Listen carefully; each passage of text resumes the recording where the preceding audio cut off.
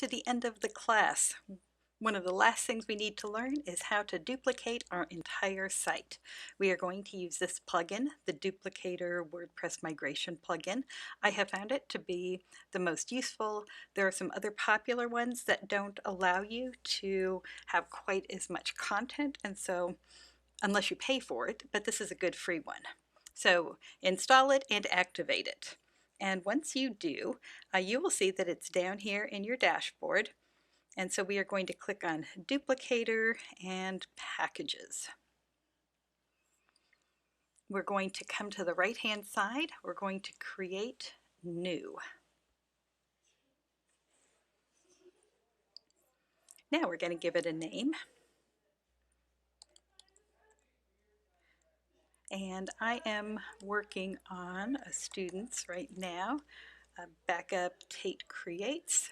She's one of the reasons that we want to have this because she had a catastrophic failure. Her computer died and something about her settings got messed up, and after working on it for 2 weeks we have not been able to get it back up and going again.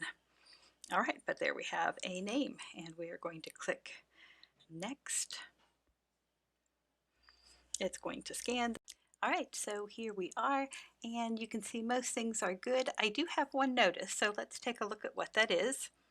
And in this case, it says that my file is over 150 megabytes. It's at 163, and it can be ignored on most hosts, and indeed this is true.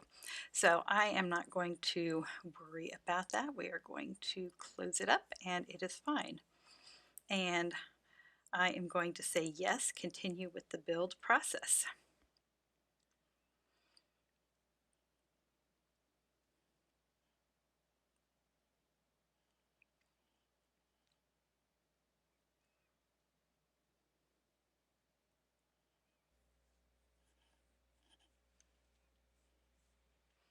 All right, so now I am going to download both the archive. The archive is the zip file that has all of my backup in it, so I'm going to download that. I'm also going to download the installer. So both of these are important.